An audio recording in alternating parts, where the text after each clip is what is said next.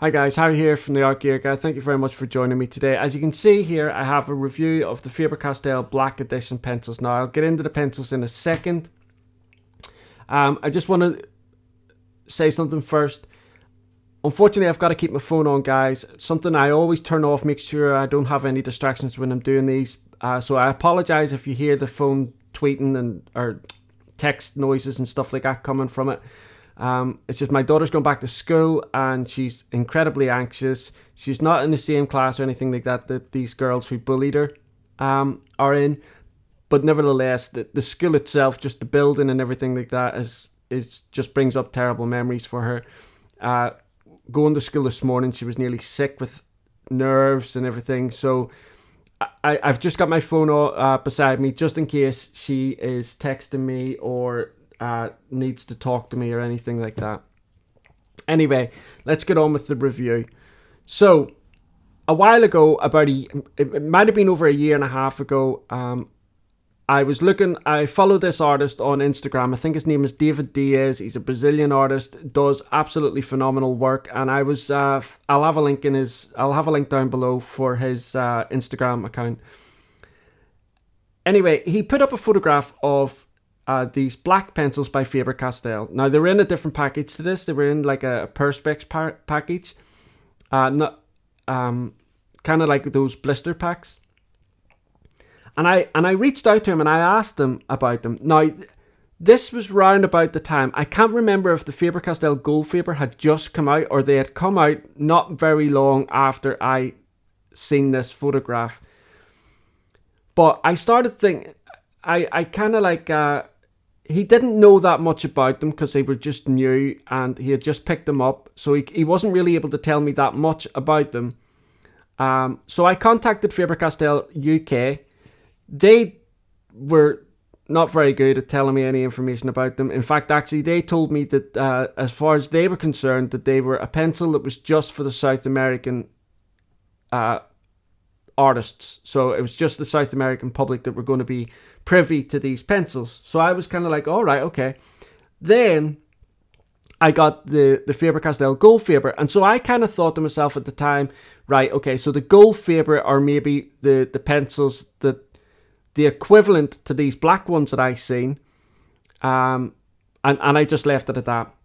Then I started getting lots of you guys saying to me, Harry, are you going to do a review of the Faber Castell black pencils? And I was thinking to myself, well, the Gold Faber are them, but I wasn't 100% sure. And then, sure enough, I seen them on eBay and Amazon not that long ago. And so I thought to myself, right, I've got to get a set of these, give them a review, and let you guys know a little bit more about them. Okay, so first of all, the sets that they are available in is 12, 24, and 36. This is the 36 set. This is the biggest set that they have. Now, these pencils are, as far as Faber Castell are concerned, they are marketed towards children. So they're a children's art product. So you've got to bear, a lot of what I'm going to talk about, you've got to bear in mind that Faber Castell have marketed these pencils towards the younger artists amongst us. They've also said on their website that the colours that are in this set have been selected by teachers. Now, I don't know whether it's teachers in Europe or teachers in America or teachers in the UK or wherever these teachers are from, but they've obviously done like a focus group and teachers have come up with the colours that they think is best for children in a classroom setting. Bear with me, guys. Okay, sorry about that, guys. So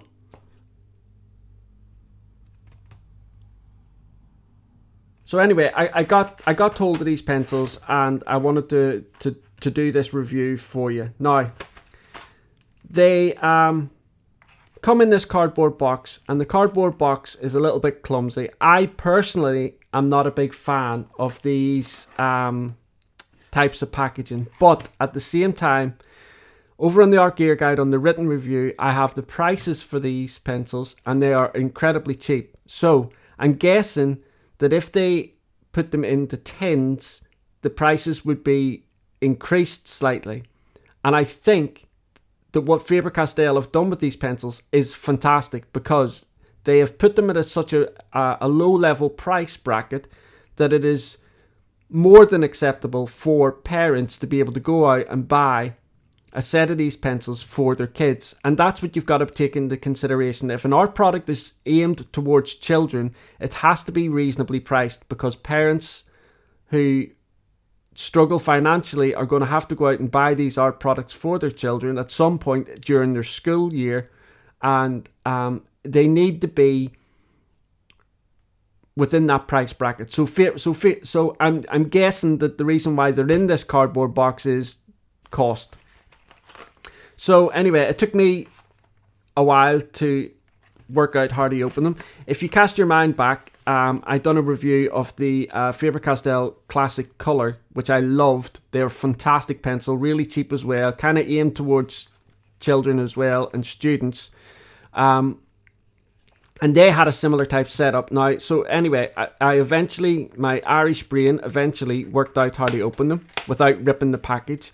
So they just open like this, and then a little bit like the Classic Colour box that I had. I'll have a link for that review down below if you want to go across and see it.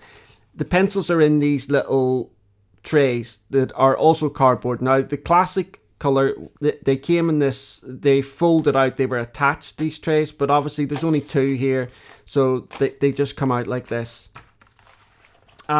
So the images that you're seeing up on the screen, obviously I've used these pencils, but I've taken photographs of them before I started using them. So the images that you're seeing on the screen at the minute are like the first layer and second layer of pencils as they are brand new. And so it just gives you a little idea of the colours. So with talking about the packaging aside, let's move that to the side and we'll take a look at the actual pencils. Now, as you can see here, the pencils have got this beautiful black body. Very, very striking. I've spoke about this with other pencils that have got these black bodies. The light colours within the set look like little Christmas tree lights against the black body, but then the darker colours are a little bit more difficult to see. They are triangular. It's a triangular barrel.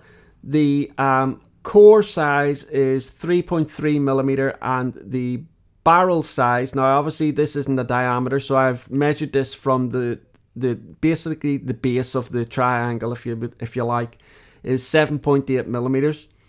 But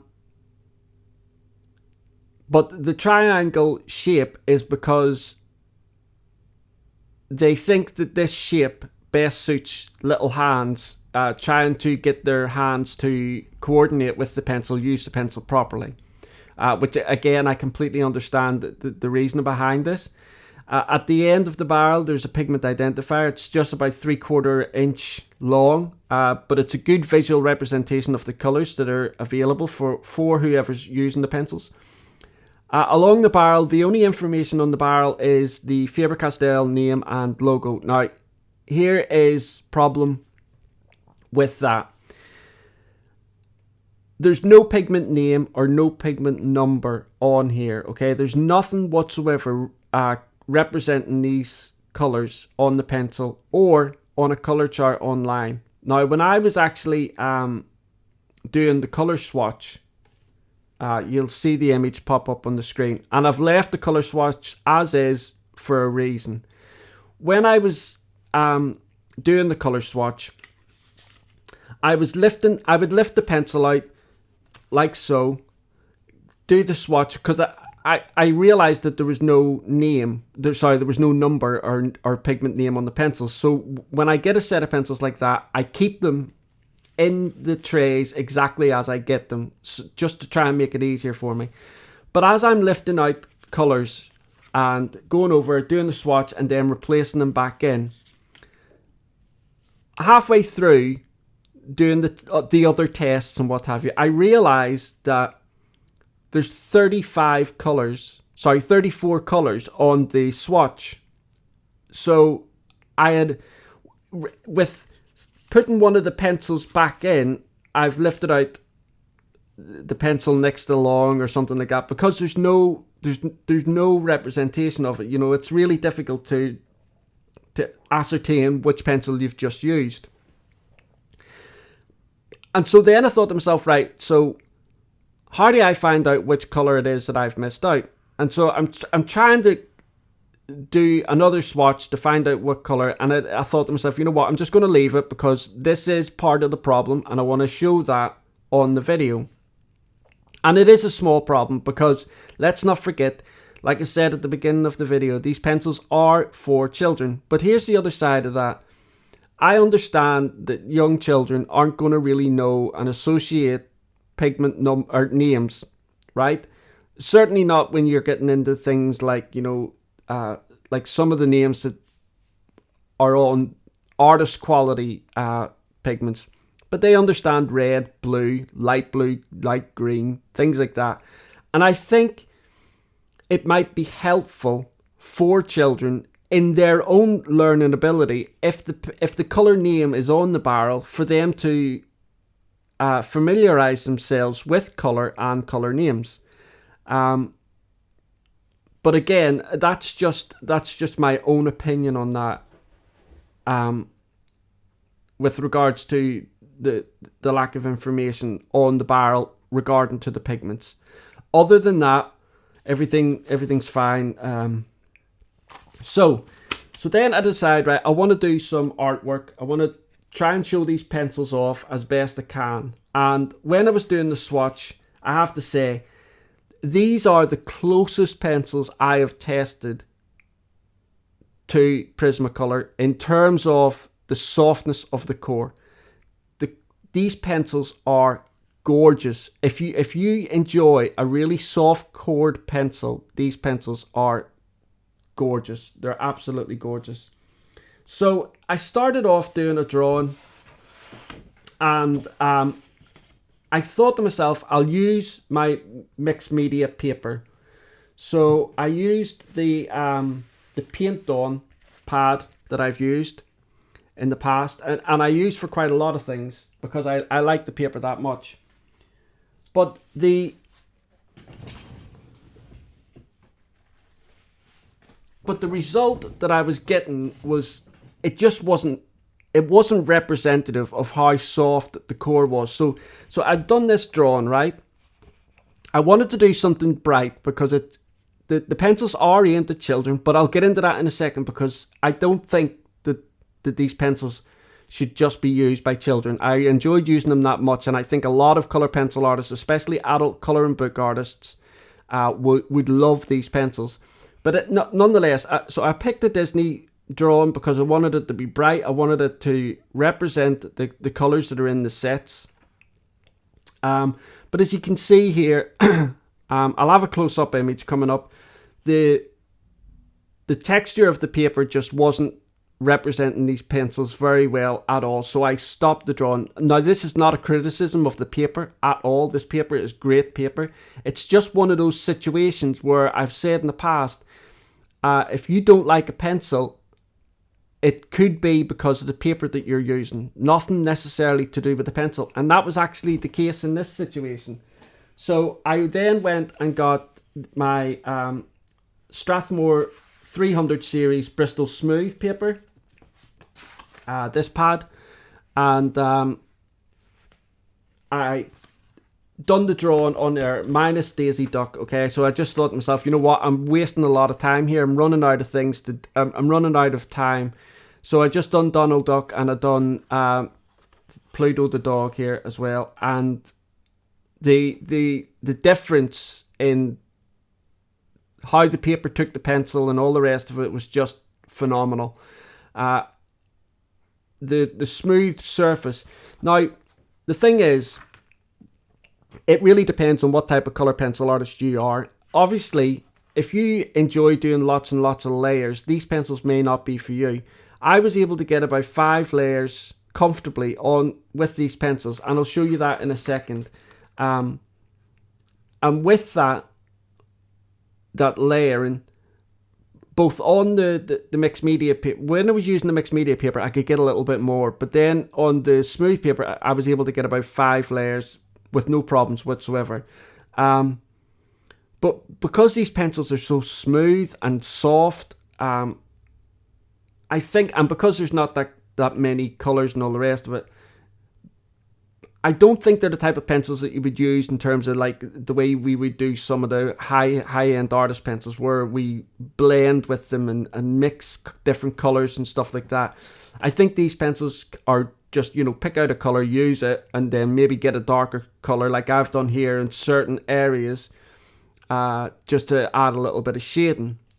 So the image, first of all, before I show you the pencils working, the image that you're seeing here is the tests that I've done. And because I use 2 different papers, I've done the tests on 2 different papers, okay? So you can see here that with the layering technique, it's worked out really well on the mixed media paper. I was still able to layer on the Strathmore smooth, but obviously, when it was getting to about the 5th layer, there was a little bit of resistance. Not too much in the way of bloom or anything like that, but just a little bit of resistance. As with blending, these pencils blend beautifully, as you can see from the results. So I'm using, this is the mixed media paper here. So let me just zoom in. I've got a little bit of color already on it. And so this is just like real light layers on here, and you can see the texture of the paper clearly through the pigment there. So I'm just going to put like a really heavy application down here just to show you. Now these pencils as well have got this anti-break system technology in the core because they're aimed at children, and they say that the core won't break and that it doesn't crumble. You can clearly see a little bit of crumbling here, but what you've got to take into consideration is I'm an adult and I'm putting a lot of pressure on it. In the hands of who these pencils are aimed for, there probably won't be as much crumbling or breakage. Well, I never had any breakage, but there is a little bit of crumbling here. So you can see there that how smooth that pigment looks on the paper. You can see a little the light shining off it there a little bit, and you can see the strokes, the direction of the pencil strokes. I think there you go when the light hits it. But it is really smooth. And I guess if you would rather do layers and build up things like that with these pencils, then a mixed media paper would be the better option to go for. I personally, when I'm using like these softer type pencils, I enjoy doing like fan art and stuff like that and Disney characters, in which case I'm quite happy to set aside the layering process and just go in with the colors that I need. So now this is the Strathmore Bristol Smooth, and again, so I'm going to just put a light layer of red down here, but already you can see it's much smoother, and the paper really does make such a difference. And then I'm going to put one heavy application down here.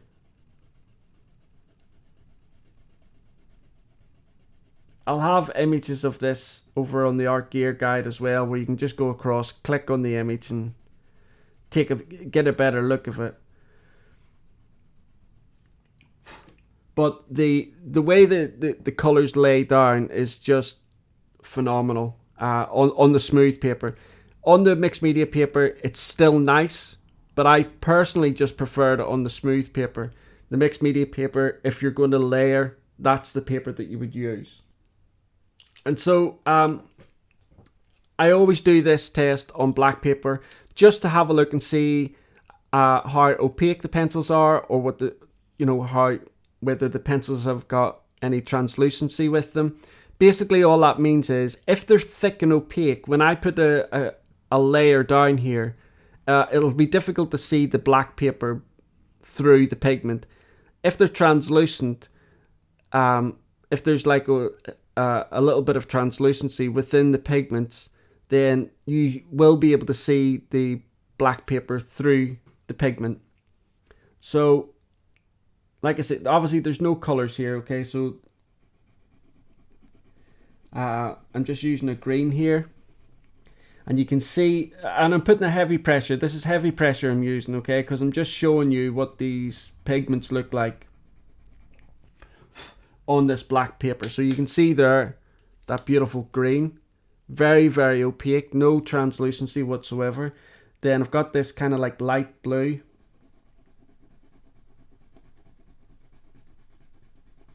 And exactly the same thing. Very, very opaque. You can see yourself there, just, and I'll zoom in a second. Back to that red. Again, the red is very opaque. It does look a little bit pink on here, but I think it's a lighter red in any case. Now we're on to this like beautiful sunny yellow. There, it's just broke. But again, you know, I think if these pencils were dropped around by young children and stuff like that, they would be fine. They would hold up to it because of this anti-break thing in the core. And there you can see the yellow. There's a clear difference. A lot of the time when I do this test, the green and the yellow will always look very similar, especially if there's a level of translucency within the pigments. But that's clearly not the case here. And then the white pencil.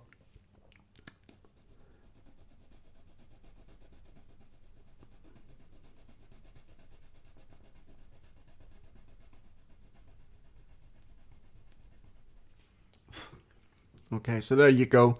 Now, I'll have, as always, these images over on the written review where you can just click on, take a better look at them without the bright light shining on them. But you can see there the opaqueness of the pigments is just beautiful. When I normally do this test with other pencils, I might get one pencil, one color out of this range that is opaque and the others will be translucent, or you know, I might have two that's opaque, and I very rarely use all 5 colors and them all be as opaque as this, except for the Prismacolor. So the test on the black paper, as you can see here, has come out really nice. Okay, so one final thing about the pencils. Now, I found, and I used hand crank sharpener, and I used this little M&R sharpener, which has got a brand new blade in it. And these blades, when you get them, they are super sharp. One thing I found about these pencils was that they were incredibly difficult to sharp, especially when they were first out of the box and they were first sharpened. Now,